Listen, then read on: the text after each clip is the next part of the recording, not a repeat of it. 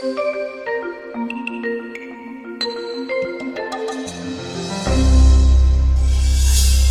let me just give you a little background on myself. You may have read the description about me in the brochure, but I was a classroom teacher for a number of years in Virginia and Kansas, and then I went and got a Ph.D. and a joint program between the Department of Special Education and the School of Law at the University of Kansas. And then I moved to Pennsylvania, and shortly after I moved to Pennsylvania, was picked up as I was a due process hearing officer for 10 years. And so for 10 years, I heard just shy of 600 due process hearings. And that's why you saw the advertisements for the law conference that's coming up in August. That's why I'm coming, is because as a hearing officer, things like this. I stopped being a hearing officer because my insurance went from $360 a year to $18,000 a year because of what's called the continuing effect. All the previous people could sue me. And so my insurance company found out about this, and so I actually retired from being a hearing officer. So I'm in retirement now. It's my night job. I work as a professor, but my day job is I work with school districts when they have been sued. Typically what they do is they'll put together their files. Same thing with complaints. They'll put their files, FedEx it to me by Thursday, and then by Monday morning I'll send them a statement about what their comp ed claim liability is, whether they should settle, where their deficiencies are, and then they'll forward that to the attorneys and try to make a determination from there. Last year I was involved in 85 due process hearings. I haven't been involved in a due process hearing since 9 o'clock this morning. And I'm not testifying in another due process hearing until 4 p.m. this afternoon. So I'm actually going to sit in the corner here and testify for 45 minutes about an IEE request. So yeah, so I'm heavily involved in this. But why I'm talking about this and why I'm going to spend some time addressing this is that of those 85, 15 of those involve kids eligible for 504. So I'm going to spend some time on 504 because we don't do a very good job training about 504 protections, and we don't do a good job of explaining the differences between the two. And I don't fault general education teachers for this. I really don't. I really don't. And as a faculty member, we don't do a good job of talking to general education teachers about 504 and the requirements relating to this. Just give you nationwide. Just give you some figures on this. 21 states do not require anything relating to kids with disabilities to become a general education teacher. Okay? You guys at least have the Intro to Special Ed course, which is basically disability of the week, 1 week, another disability, another things like this. But we don't spend a lot of time on this. One state actually requires 3 classes relating to special education. That's only a result of a lawsuit. So we don't do a good job training general education teachers to be knowledgeable about special education, or do we train kids who are eligible for 504s who are not in special ed? We don't talk to them about this. So I'm going to spend some time talking about 504 eligible children and talk to you and explain the differences and give you some sense of this so that you can give you examples that you can then take back to your school districts and talk about this. Okay? And why I'm going to spend some time addressing this is that why I'm spending this is the big issue is on testing. And what has happened is over the years, how testing has changed. And I'm just going to give you some sense of how the special education has changed, but how that actually affects kids with disabilities and how it affects what we're doing and why we're talking about accommodations. Is that the Public Law 94-142, the original special education law, was passed back in 1975. My brother-in-law, who has profound intellectual disabilities, he's 61 years of age, he was only able to go to school for 1 year. He was legally prevented from going to school. He needs help toileting, he needs help getting dressed, he's nonverbal. He could have clearly benefited from years of instruction, but it was legal to prevent him from going to school. And so we forget this. We forget that the original law was an access act, getting kids in the door so that they could get some basic services, so that they get some things like this. And so that was the original impetus of the law. Some of you don't remember the 1970s. Don't raise your hand because that just pisses me off, all right? Okay, but those of us who remember the 70s, some of us remember the 70s? We had good music then, didn't we? Yeah, thank you very much, all right? Yeah, it's been downhill since then, all right? But I talk about this is when I was a teacher in the late 80s, early 90s, I was a special education teacher, and I would, with basically LD and behavior disorders resource, kids would come to my classroom anywhere from a half hour to 2 hours a day, and but they didn't take the state assessments. During assessment week, which no one told me, this was going to be happening. During assessment week, all my kids came to me all day, all week. Okay, we had to bring in extra chairs. We spent a lot of time with a thing called a VCR. I don't know how to spell it, but it was called a VCR. And we hung that thing on the wall. We watched videos because there was no instruction because I had 24 kids in a very small space the whole week. There were other kids who were not going to do well in the tests. We told them not to come to school that week. Imagine trying that now. I'm serious about this. Try that now. You wouldn't get very far. Okay? So my district, it was a profoundly poor district. It was in the Appalachian area of Virginia. Profoundly poor. Most of the kids with whom I worked with did not have running water or electricity in our school district. A lot of them had satellite dishes, which they ran off of car batteries so they could watch wrestling on weekends. I'm not making this up. It was profoundly poor. Okay? I think the person I went through my training program went to Hawaii, lived in a condo for 2 years. I went to Appalachia. We both saved about the same amount of money. All right, so yeah, it was a sad thing. But now, kids with disabilities are tested. You think it's because of No Child Left Behind. It's actually from the IDEA reauthorization of 1997. We blamed No Child Left Behind in 2001, 2002, because we have a boogeyman. We might as well do that. But the part of this is accountability. The individuals in Washington, I was in Washington last week on Wednesday because my son lives there, but the individuals in Washington think that you guys we're throwing money into education without accountability.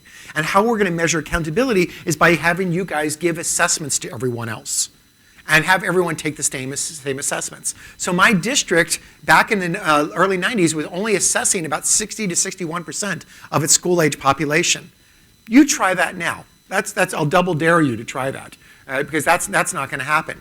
So now when we talk about accommodations, we have to think about it testing accommodations. We have to think about modifications and modifications for the curriculum. And it really does matter. Because these kids are in schools. These kids are a part of our educational experience. And we need to make sure that we're providing appropriate services for them as a part of this. And that's the big thing. So, all right? So I'm going to skip down. Okay? Hey, but it's over the past 40 so plus years, it's raised our expectations about services for kids. We have more inclusive classrooms, which is a good thing, better protecting their rights, meeting the needs, but improving educational results is what we're really focusing on, is improving educational results. Okay? Some generalizations. Here, this is an interesting one. And I say this to you and people forget this, is that most kids with disabilities are educated most of the time in the general education classroom. And it's the general education teachers who are the ones who are meeting their needs and having addressed their needs. It's 100% of the time for kids eligible for 504, which we'll get to in a minute. But it's most kids who are eligible are being addressed and meeting their needs in the general education classroom. So much so, you can see, I've actually got a graph for you, I'll show you, all right? Right? This is a graph that is put out by the Office of Special Education Programs. Follow this, pay attention to this trend line here, okay? This is the line of kids who are eligible for special education who spend more than 80% of their day in the general education classroom, okay? Look how it's been going up, okay? This is a very important line. And it's very important that you understand this because society doesn't understand this. Society doesn't understand special education. Society doesn't understand, they don't understand our categories. Right? I do trainings often for principals, administrators, and increasingly of late school board members, which need a lot of help. Your school board individually might need assistance, but on the whole, school board members don't know a lot about special education because they don't receive training for special education. Think about how we choose board members for businesses. We choose board members for businesses on someone who can help with finance, someone who can help with recruitment, someone who can help with HR, someone who can help with marketing. They have expertise that they bring to the business. We don't choose school board members based on that. We choose school board members on who can cut the most waste. That's typically how we vote these people in, right? And so they don't know about special education. So I was at the National School Board Conference in San Antonio last year, and several different state school boards associations meetings this past fall. And I survey school board members about what they think special ed is. These are often brand new school board members. They don't really have a sense of what special ed is. They think that special ed is predominantly kids with Down syndrome. and that there's a few smatterings of other disabilities kind of trickled in there. But they think that, and that's not even a category we have. So when I tell them the biggest category is LD, they don't believe me. We also have this big category called other health impaired. They don't believe me because they've never heard of that. We don't have that in our school district. We have classrooms for kids with learning disabilities, behavior disorders, intellectual disabilities, but I don't see any other health impaired classrooms, okay? Because they don't understand this. But special ed is part of what we do, and we need to pay attention. So I'm going to spend some time talking about Section 504. And why I'm going to spend time on this, and again, I'm not faulting general education teachers for this, is that they often don't understand Section 504, but they have these kids 100% of the time. And they're having to provide accommodations for these kids, and they're having to provide modifications to provide, accommodations so these kids can be successful in school, but we don't train them on this. We don't provide them support for how to do this, okay? Again, if you ask for the stuff, I'll send you this. So, okay, but you have to say the stuff. If you ask for anything else, I'm not sending it to you, okay? Section 504, just to give you a quick background, it actually predates special education, okay? Predates, it's from 1973. Some of you, again, 1973, it was a good year, all right? But people don't understand the difference between Section 504 and IDEA. And I want to really highlight the difference so that you guys can explain it. I know you guys probably understand this, but I put this in here. And why I want to talk about this is you guys probably understand the difference, but I want to give you some examples so that you can take these things back to others and use these as examples, okay? In order to be eligible for IDEA or IEPs, it's a two-part test, okay? I'm not saying anything you guys don't know, but I'm just going to lay the foundation for the rest of this. First, you have to have a disability, and second, you have to have the need of specially designed instruction or the need of a special education teacher, okay? Make sense? There are some kids out there who have disabilities who do not need a special education teacher. Society does not understand this. School board members don't understand this. Doctors don't understand this. Parents don't understand this, all right? And let's go back to doctors. There's been an epidemic of doctor's notes who write on the little piece of paper, full-time special ed, full-time because the kid has severe problems with ADHD, and they need full-time special ed, full-time transportation, and full-time aid. And then they sign it with a signature you can't understand. Right? My best friend's a doctor, so I pick on him. But I talk about this. It poses a problem. It poses a problem, okay? If you get a doctor's note like this, you need to pay attention to it. You need to consider it, but you guys are the educational experts. So if a kid needs something educationally, you are the ones who make that determination, not someone from the outside. If they talk about medical issues, they are the experts. You are the educational experts. But you think about this is you have to think about that. You may pay attention to this. But just because they say that, you don't have to do this. Why I'm talking about this is I want to give you some multiple examples of kids who have disabilities who don't need special education. Okay? Because there are some kids out there who have this. And I got three examples. The first one is a girl actually I'm working with right now. She has what's referred to as MCS, multiple chemical sensitivities. She's severely allergic to perfumes, sprays. She's in a high school that's located across the street from a farm. And when they do the aerial spraying in the spring, fixing to get ready for the spring planting, she gets such severe airway constriction that she can't breathe. Okay? She's doing fine academically. She's doing fine socially. She also gets really severe airway constriction when they redo the sealant on the gym floor in October as they're getting ready for basketball season. I love those smells, by the way. I burned a lot of brain cells there, so I'd be much smarter if I hadn't done that. But that she can't breathe as a part of this. So she doesn't need a special education teacher to breathe for her. She just needs to basically stay home until the fumes either dissipate or the fumes dissipate or there's a rainstorm. Typically takes about a week, right? That's all she needs. Again, she has a disability. Breathing is considered a major life function. You go without it for a while, report back. We actually have time for you to do that this afternoon. All right, but it's very important. And if you ever see a kid who has severe breathing problems, you don't want to see it again. You really don't, okay? That's one example, okay? Another example is a kid who went to my son's high school. He has, my son's high school is really large from one end to the other. They didn't have a plot to go back, so they just kept making it longer and longer and longer. Actually, it takes 10 minutes to walk from one end of the building to the other. Okay? But this kid, my son's friend is named Michael. Michael is missing his left leg as a result of a really bad car accident. But he's missing his left leg pretty much from about here down. So Michael was doing fine academically in school and doing fine socially. Probably a little too fine socially, but he was doing fine in school. He needed 3 basic accommodations. The first accommodation, he got a second set of books at home, so he didn't have to carry the books to and from school. A reasonable accommodation, okay? Easy accommodation, things like this. Second accommodation is he did not have to run the mile in gym class. Okay? My son's a joker, so he said, why don't you have Michael do the half mile? So, and Michael did, thought it was funny, and did the half mile and had a good time with it, all right? Things like this. It was a beautiful day. The third accommodation was, since the school is so wide from one end to the other, Michael gets extra time to transition between classes.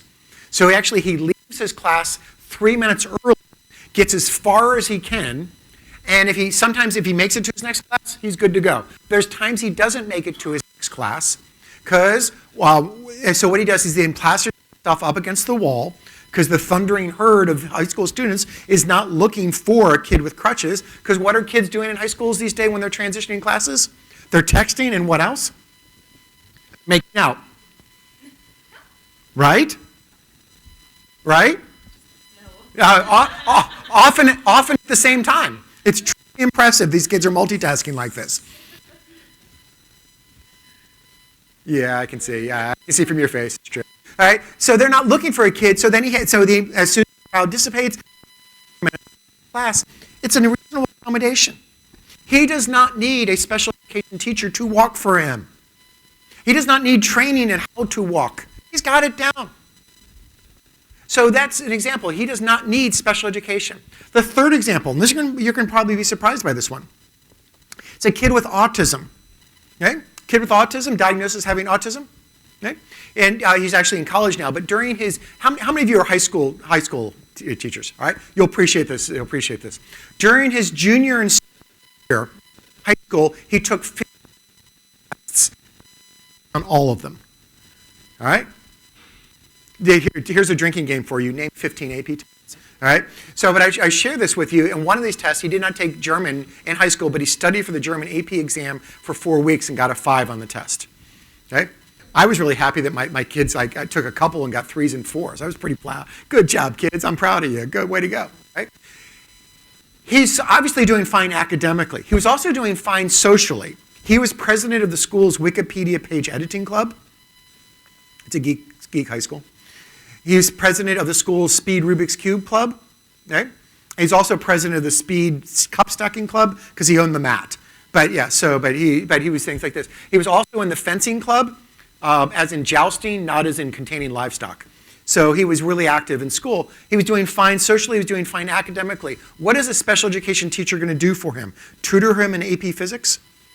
Yeah, think about this. Play this. So the cool thing is he went to Brown University, which only allowed him to transfer in 2 classes. So yeah, I thought that was a good story there. Okay, but those are examples of kids who are eligible for 504s who do not need special education. And just because you have a disability does not mean you get a special education classroom and special education teacher, but that's what society thinks. And you need to think about this as part of education. All right? So more, right? So the big difference between 504s and IEPs, there is a big difference. Okay? 504s tend to be a lot shorter, thankfully. Just for your entertainment value. I saw a 103-page IEP the other day. Yeah, it's all right. I bill by the hour. Okay? Provide services and changes. 504s provide changes to learning environment, okay, to meet the needs of other kids. IEPs provide specially designed instruction. They provide the information that a special education teacher. 504 is designed to prevent discrimination. This also has programming. There's programming for that. Must have a physical or mental impairment. Must have a specific disability. Okay? There's no federal money that comes with 504s. There's some federal money that comes with IEPs. Okay? The student's disability must prevent equal access, and the student disability must adversely affect educational performance. That's why they get special education. What's important about this is, and I said this before, kids eligible under 504 are solely the responsibility of general education teachers. There's not a special ed teacher who's going to come if the kid is having problems. They are general ed all the time, 100% fully included all the time. And that's something we often forget about this. Okay? So these are important things. All right? So what I want to show with you is we have these basic evaluation questions. Okay? And the basic evaluation questions, and I'll get to a document about this in a second. Does a student have a physical or mental impairment? All right? Does the impairment affect one or more major life activities, and is the effect substantial? What do we mean by substantial? And that poses a problem. Okay? So why I'm talking about this is I have a document that I want to share with you. And how recent is this document? We finished this document last Friday. So it's a relatively new document. And I will send this to you if you ask for the stuff. If you don't ask for the stuff, I ain't sending it. All right, okay? It's just, that's the requirement here, all right? And what it has for you, and I don't recommend that you print it out because it's 60-some pages long, but what it has for you, but it's a great document that will help you as a part of planning for 504s. And what we have for you, you can see here's the table of contents, okay? What is a 504 plan? How to write a 504 plan. Why did I put this document together? Because in our area and up and down the East Coast, I'm seeing it's school counselors who are writing 504s who don't have any background in how to write 504 plans. And they walk in and they sit down with a parent and they say, what accommodations do you think the kid needs? And they have the parents just come up with the list. That's not how you do this. So that's why I got this, okay? And then accommodations by disability, you can see this. And I started with, luckily we started with ADHD. It's alphabetical, but it's also the biggest. Okay? What I did is I surveyed 30 different school districts, and they tell me your most frequent and common 504 needs. And we came up with this list. It is not a definitive list, because there are disabilities out there that kids have. Even if I were to lock us in a room for a while, we would not come up with. I mean, it's truly impressive what we would come up with. But you can see the list of different disabilities here. Okay? And I'm just going to start with ADHD. Here's what here, 504 plan, who qualifies. What does it contain? Important for development, okay? And then how to write a plan. It's a step-by-step, first, second, third, fourth, fifth, sixth, seventh, eighth step process on how to write a 504 plan, all right? But then accommodations by disability. This is the heart of the document. And so what we did is for every single disability, we came up with an example. It's not a perfect example, but it gets you understanding. And then we came up with 3 really good web-based resources. So if you want to go for additional information, you can. And then then we came up with accommodations. Each of these different disabilities has a 25 or 30 different accommodations that you have that can be used for this disability. Okay? So, I'll give you another one. I'll show you AIDS, okay? Allergies. I'm just going to scroll. I have no idea where it's going to stop. Okay? CP.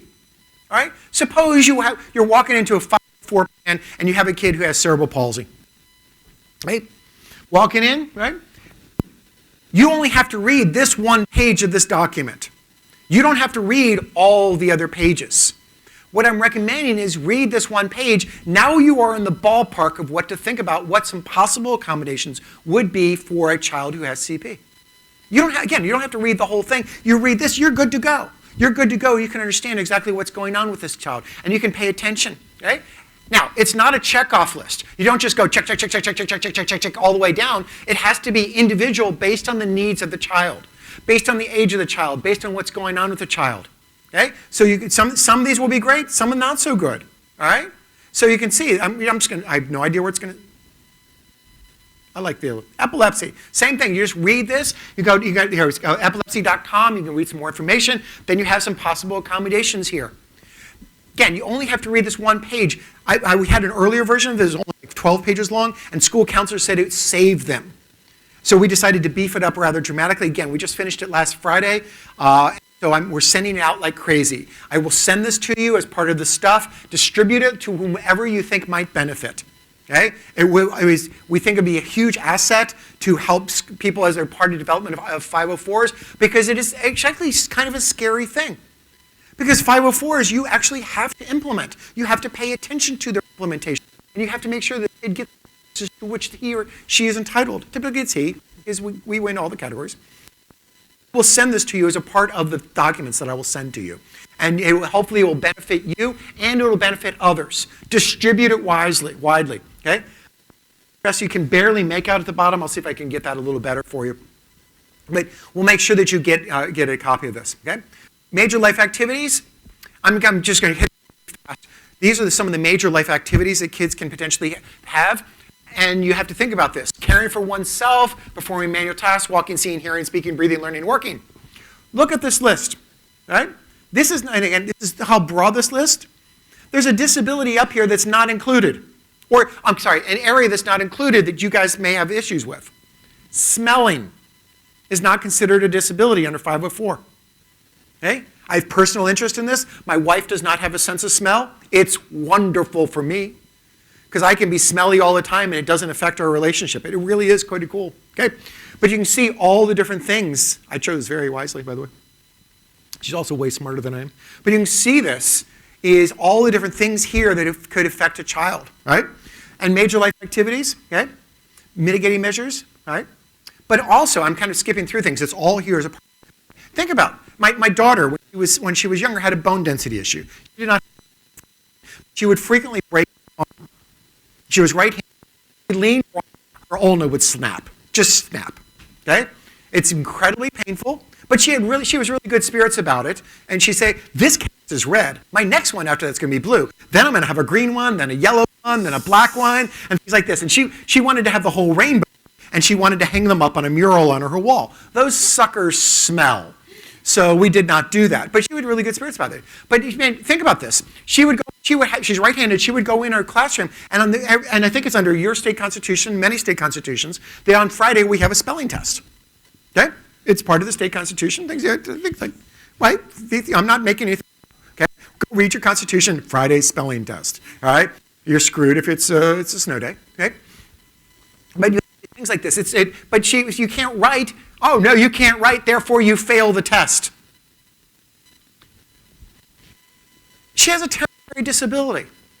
She needs to be treated with respect, as all kids with a temporary disability. Right? You break a leg, I'm sorry, you don't get any points for PE this week because you can't participate in basketball, you and your broken leg. You go sit there with your 0 points. No, that's not how it works. Temporary disabilities are also included as a part of this. So if the disability is going longer than 6, then you write a 504 plan. Okay? So that's kind of like the standard thumb on things like this. One thing about this, though, okay, is that 504 plans don't go to kids. And the accommodations don't just go to kids. They also include adults. So if you have a parent who can't access the second floor and the meeting's on the second floor, you say, I'm sorry, you can't come to the meeting because your disability is preventing. Nope, see you later. Sorry, bucko. You don't say that. You move the meeting, you allow the parent to participate. Now, it doesn't mean that every single square inch of your building has to be accessible. My daughter, when she ran cross-country in high school, okay, there were parts of her cross-country courses I couldn't access because of even on a fancy mountain bike, I couldn't get to some of these things. But I could still participate in the finish, the start, and see a lot of things, just like everyone else. So you have to think about accommodations don't just go to the kid. Parents don't need to walk in with a 504 plan. They just need basic accommodations. And all new building construction of schools that receive public funds since 1978 should be accessible. And there's some parts like this room that are accessible for people with disabilities that you may not think of. We can adjust the lights for individuals whose eyes take in too much light. The carpet is of a pile that if you walk across it and you have trouble walking through really thick carpet, you can't lift your leg or you have crutches, you're going to be okay with this kind of carpet. The doors open extra wide for someone who uses a wheelchair. Little things that you don't think about but allow access and accommodations. It doesn't change the content of what's going on in here. It's an accommodation. And so keep this in mind as it is a little difference as a part of this. Okay? The other thing about 504s, okay, is just some basic advice, then we'll get to modifications in a second, is make sure that you look at these suckers at least annually. Look at these annually and try to figure out or more frequently if necessary, but at a minimum annually. Because what you want to do is make sure that the kid is getting the services to which he or she is entitled. I reviewed an IEP on a 504 last year where the kid got the 504 plan in 2nd grade and was having trouble in 11th grade and they had not done anything to change it. Things had changed to him between he got taller, changed schools, had some issues. So make sure you provide these accommodations and you provide supports for the kids so they can be successful. Okay? Well, okay, so I'm gonna move down. Other things, healthcare plans. There are some plans, you need to make sure that you take these things seriously. And you need to monitor what's going on. And same thing, we've also seen a dramatic increase in kids, typically boys, 5th, 6th, 7th, and 8th grade boys, as a result of depression or drug use, who are going to residential treatment facilities. You are now on notice that there's something that's there. You need to welcome them in and see if they need accommodations, maybe need an IEP afterward. You are now on notice that there's something there. Make sure that you provide the accommodations necessary so they can be successful. And that's a very important part of the process. Okay? So what does research tell us about the difference between accommodations and modifications? And this is an important part. Because what we do as a part of this is address this. Because there are some differences. Accommodations do not change the curriculum. The curriculum stays the same. We just provide methods for the kid to access it differently. And that's that list that I will send you as part of the study. That list will include changes to how the kids access the material. It does nothing to change the material. Right? It's still material. Okay? Modifications changes the material. And that's the big part, and that's the big difference. Okay? So access, and why are we talking about this? Is that a lot of general education teachers complain about kids getting access to material that they don't necessarily need, or cheating as a part of accommodations. I watched a paraprofessional give a test the other day. Okay? It was a true-false test. Okay? I love true-false. I like that. This is easy to score. The cause of the Great Depression was this, and we listed off something. Is this true or false? Is how she gave the test. That changes the material. That changes the content. Other kids did not get true. Okay? They didn't get those kinds of. For them, it was fairly black and white. So you have to think about this. You have to think about how we're changing things. And what if we are altering the content of the material, then you're modifying what's going on. If it's just a basic accommodation, so give you some statistics on this. It depends on which state, but between 12 and 14% of your school-age population is eligible for special education. It's only about 2% who are eligible for 504 plans. So there's a big difference. But it's a big, important difference. And we need to address this and make sure that kids get the access so they can participate in this. Okay? Why are accommodations and modifications easily confused? Because we often confuse what they really are and what they're doing as a part of this. Okay? Teachers do not always don't know how to separate the difference between a target skill and an access skill. What do we really want the kids to be able to access? What do we really want them to target as a part of this? Okay? And need to identify the target skills, then identify the need to access or respond. How are students going to respond to these things? That's the accommodation. How are we going to demonstrate this? Okay? The problem with there's a danger in confusing this issue. And there's a serious danger in confusing this issue. Why? Okay? If we confuse the two, we change the target skill. We change what we're asking the student to do. We're changing it, thereby making incorrect assumptions about what's going on. But here, this is probably the most important point, is what we're more likely to do is we reduce our expectations of students when we provide modifications. We're reducing our expectations. Our job, and if you look at what we're expected to do, we're supposed to ambitiously improve what's going on and challenge the students, not just water down the students. I'm writing some pieces for the journal Teaching Exceptional Children right now. I can show you how to write goals, and the kid's going to master it in a week. But that don't meet the letter and spirit of what we're asking to do. We need to have ambitious goals so that the students are pushed, as opposed to, like when I was teaching, just told everyone, just keep it quiet down there. Just keep it quiet. Okay? And I kept it quiet, but I also taught. Okay? Quietly. Okay? But we also have to prevent our encouraging, basically, of students to have, for all lack of practical purposes, the equivalent of learned helplessness, by doing things for them. I had a paraprofessional who was telling me, true, like that all the time. I would stop paying attention. I would stop studying.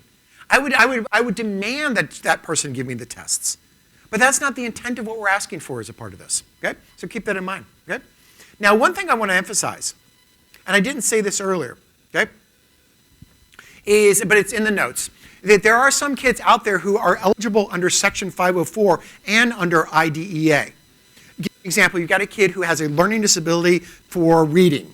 They would get an IEP for their reading issues. And maybe they have a physical disability, but they don't need teacher instruction on that, but they have a physical disability similar to my friend's son Michael, who needed extra time to transition. They would just get one document. And that one document would list off the accommodations they need for their physical disability, but also the modifications they would need as a part of their curriculum for their learning disability. One document. The federal government's been fairly specific about that. It's easier for the parents to understand what's going on. It's easier for the parents to participate in meetings, and it's easier for them to understand exactly where we are with the things, and it's easier for us to track. That is very important as a part of this. So keep that in mind as a part of where we do this. Okay? All students eligible for special education get IEPs. Okay? And those are the only ones who get this. Okay? And it has program designed to meet their needs, individualized. You may not know what the I stands for, but I'll let you know. And they include goals. Okay? But the IEP is developed by a team, similar to how the Section 504 accommodations need to be developed by a team. It needs to be a team effort. It needs to be a team effort so we get the general education teacher involved. General education teachers don't understand a lot of this. And again, I don't blame them for this. I don't fault them, but we need to get their input about how these things are going to be part of the process. And we need to make sure that they understand where we are with this. So let me give you some examples. One of the people I walk my dog with, she's a 5th grade teacher. She got her class in August. 22 to 25 kids had priority seating. Okay? So as we're walking our dog, we walk around a cinder track, and our dogs are all playing. We have both border collies, so we're very happy. Okay? They're hurting us. And so those who have border collies understand exactly what I'm talking about. Okay? So basically, we propose stacking the kids' desks and have like 5 here on stacks like this so they can be close to the teacher. Okay? She ends up with a U-shaped classroom. And she originally had the kids facing each other. Now that was too distracting. She has the kids facing the front. Those 3 kids who do not have priority seating, she seats out in the field. She doesn't care. Okay? But you can see this. She needs to be part of these meetings to ask, how is this going to happen? How am I going to be part of this? How is this actually going to be implemented? Teachers need to ask these questions. Another example, I have a friend, he's a 7th grade science teacher. 7th grade science teacher, and he has his 7th grade science class is 60 minutes long. He has 24 kids. 21 of the kids have a notebook check that they have to have a notebook check before they leave their classroom. Okay? Did I hit a subject? Hold on. Stay with me, all right? The notebook check takes about 2 to 2.5 minutes per kid. You have to make sure you have the right materials, the assignment written down, understand what's going on, and what are you turning in the next day. So what his proposal was, is he was going to teach for 7 minutes and then line the kids up for notebook check. Okay? We came up with some cooperative learning activities that he could do this and do some group activities and check everyone on a random basis as opposed to having to check every single one for 2.5 minutes every single day. Okay?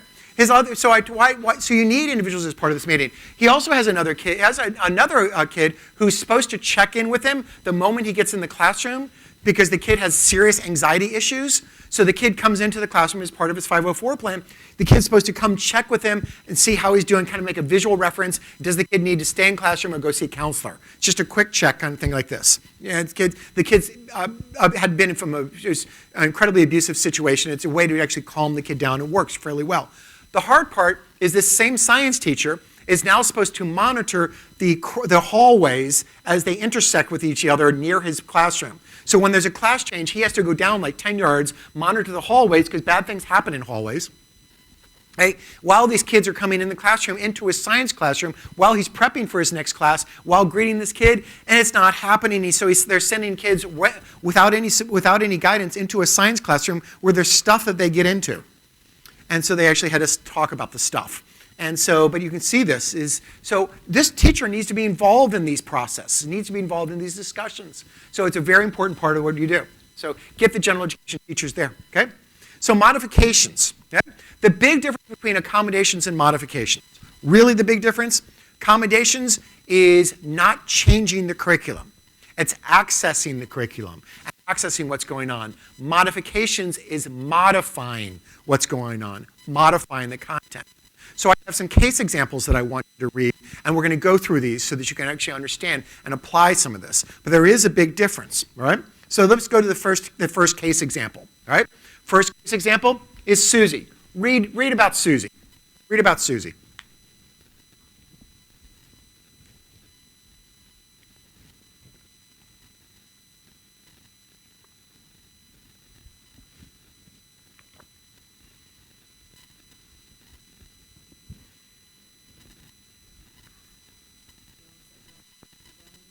She's not exactly right. Nicely stated.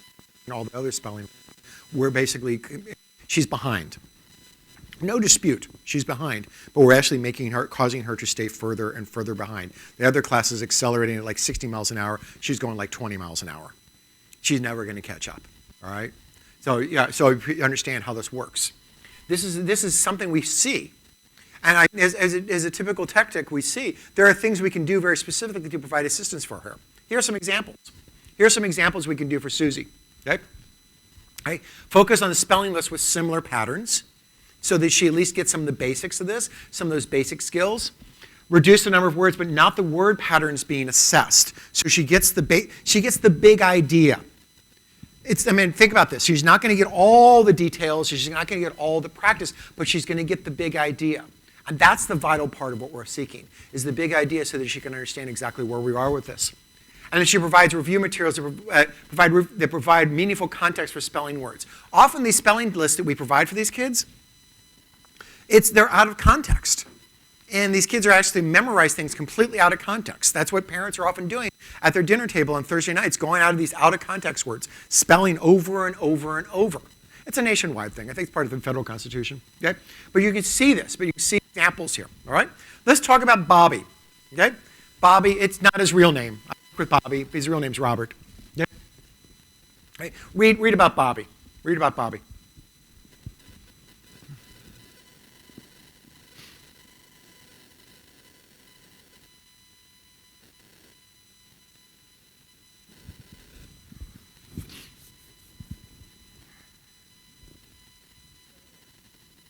They're reducing the skill set. They're reducing what's being required of him.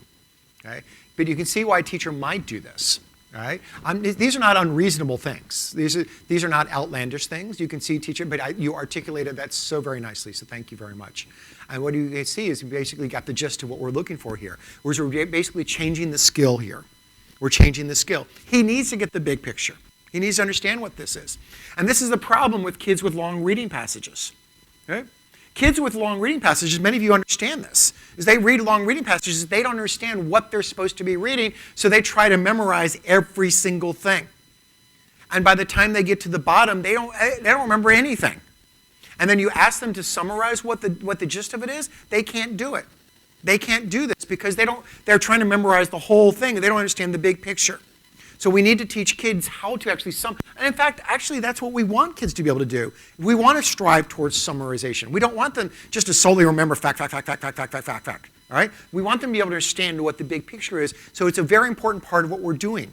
And that builds on what we're doing. So something that I would often do with my kids when they had problems with this is I would go through a reading passage and I'd find out how many whos are a part of this, how many wheres, how mhere whens, and I'd write little stickies and put them off to the side with if there were like 6 whos, they'd have six who stickies, 4 when stickies, and 3 where stickies. And they had to go through the passage and find these things. So it forced them to focus on this as a part of it, as opposed to just memorizing the facts. And if they got to the end of the passage and they had a sticky left, they had to go back and read the passage.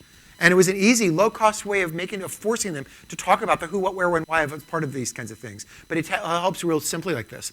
So, but you have to think about, only has to identify the main idea. We want to identify some supporting ideas. Okay? Here's some examples of things we can do for Bobby. Have Bobby identify main idea and details within a paragraph while class uses the whole story. Just look at the main, just one paragraph. Just nail that paragraph. Man, you got it. Come on, bud, you can do this. Get this one paragraph. Don't take just the shortest, take an average size. Use graphic organizers that help Bobby organize, or Robert, organize main ideas and support, and provide question cards so that you what kind of questions are a part of this. They can give guidance and help him as part of this. Okay? Here's another one. You ready? Jacob. Okay? Go with Jacob.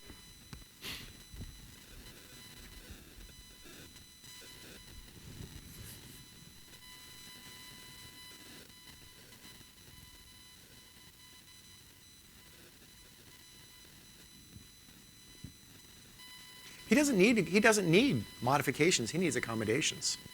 We don't need to modify the curriculum for him. We need to do accommodations. Understand now the difference. Okay? And there are some kids who have the wiggles.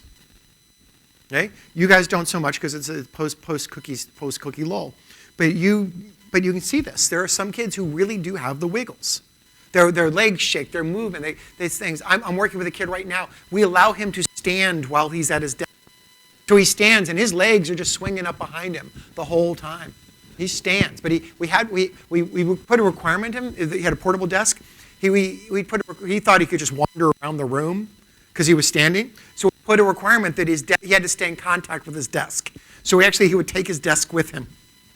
But he just needs to move. He's fine. We're not changing the content of the material. We're allowing him to move.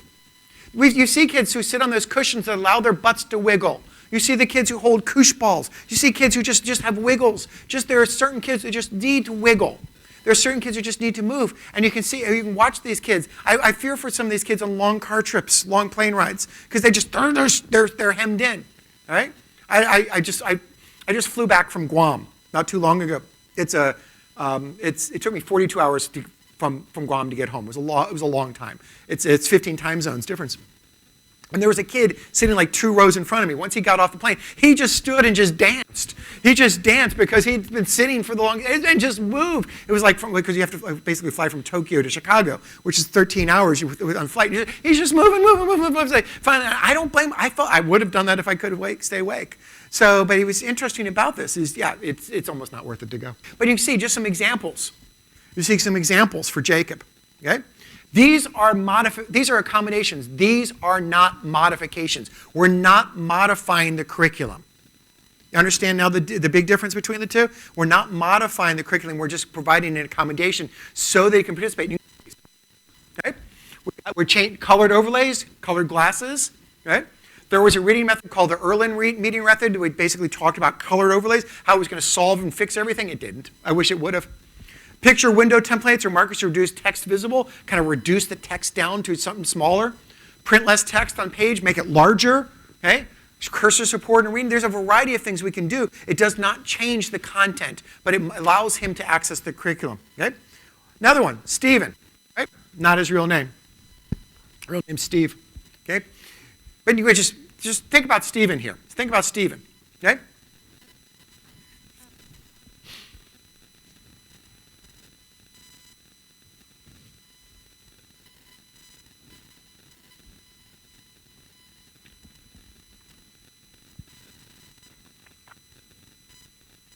Many of you, and think about this, we all probably had teachers we liked better in high school than others. And for some of these kids, I don't care what it is, you got a hook to get this kid, someone in the door, get this kid who likes this kid or this kid likes, and you use that hook. Keep these kids in school. Okay? There were days when I remember this very specifically, there was days when I was a kid that what got me to school was hall. The time between classes. I didn't really like the classes, but I knew I'd see my friends for those 4 minutes. Those 4 minutes were precious. Pure intermittent reinforcement. Okay? But you can talk about this. So think about what we do for Stephen. This is pseudonym. Okay? So what are we going to do? What should we do for Stephen? Just let him flounder? He's got some anxiety issues. We need to think about what can we do to provide him support. Okay? So here's some simple solutions. Okay? Just allow him special time to meet with a teacher. Some dedicated time. This is the hook. This is the hook that you can use to keep that kid in school. You need to find whatever that hook is. Get that hook, keep that hook, and use that hook. You don't let that hook go anywhere else. Right? You pay Mr. Michaels extra to come to school. I don't care what it takes. All right? You pay Mr. Michaels. If Mr. Michaels wants to go to another district, you say no. You have to stay. Okay? It's part of your contract. You have to work with Stephen the rest of your life. Okay? Just these things happen. Right? Or attendance with time with Mr. Michael. So you got this opportunity there. Right? Have a plan for a student to help him appropriately deal with anger, step-by-step procedures, in case Mr. Michael's not there. Because that's not going to happen because Mr. Michaels can't ever leave. So you think about these accommodations for these kids, what we have to talk about. Keep that as part of what we're doing, all right? So I'm going to change gears from you, stop talking about accommodations and modifications. I need you guys to get a piece of paper out. So get a piece of paper out, and I'm going to ask you some things. Actually, I'm going to have you do something else, all right? You're going to follow along to some directions that I give you, and let's see how good you follow directions. Some of you are already like, oh, this is going to suck, all right? But let's see how good you follow directions, okay? And we'll talk about it in light of accommodations and modifications in a minute, all right? Okay? And if you ask for this stuff, I will send you a copy of this stuff thing too, but only if you ask for this stuff. Okay? You are to follow exactly the directions that will be given to you in the next few minutes. You must remain silent during this exercise. Therefore, you may not ask to have directions repeated, nor may you discuss them with each other. Do not put your pencil or pen to the paper until I've finished giving each set of instructions and say, do it now. You guys ready? I don't care. You're not supposed to talk. It says right here, you must remain silent. Okay, follow the directions. Okay? Number 1. On the left-hand side of your paper, about halfway down from the top, draw a vertical line about 2 inches long, which is parallel to the side of the paper, and at the base of the first line, draw a second line at a right angle to the first, making it twice as long as the first line. Do it now.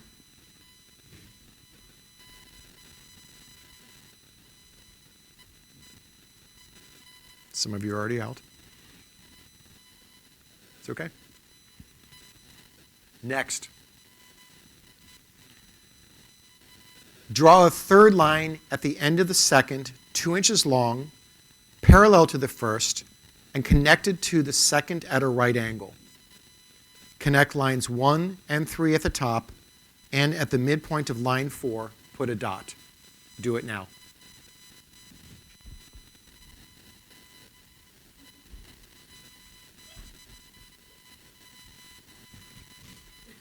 Yeah, I don't care. On the bottom line, I'm just going to see if anybody's still with me. On the bottom line, place a dot 1/3 of the length in from both ends, and connect these dots to mid-dot on line 4 above. Do it now.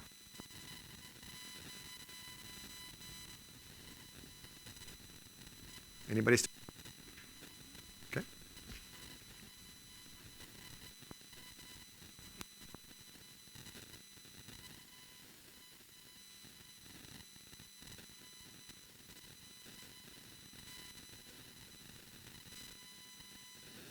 Now.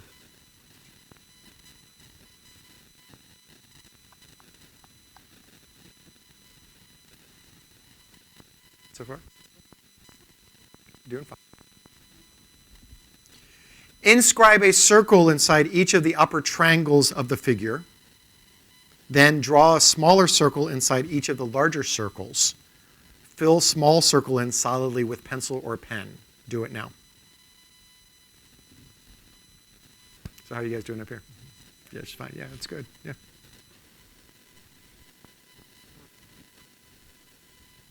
Okay. Next. She was on it.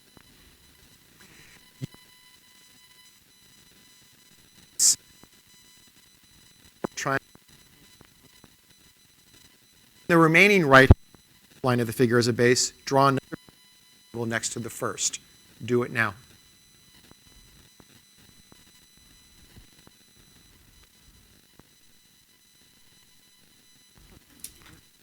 Okay.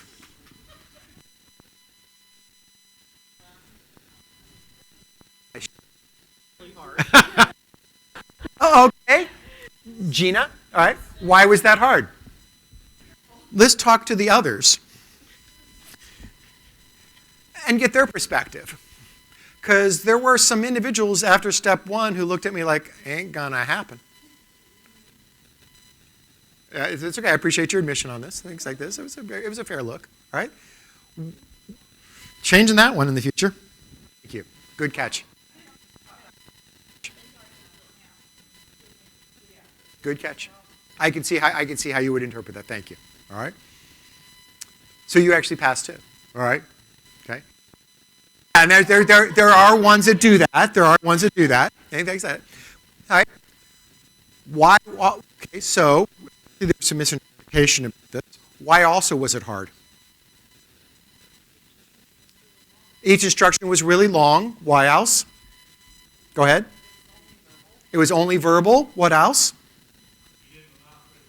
Didn't allow for any questions. Okay, what else? Not good with spatial, right? All right, not good with maybe some working memory issues, things like this. Yeah. Well, let's think about this. What could I have done to make sure that you got it? Written directions, what else? One thing at a time. Let us talk. Not wait till you get finished. Right. Okay?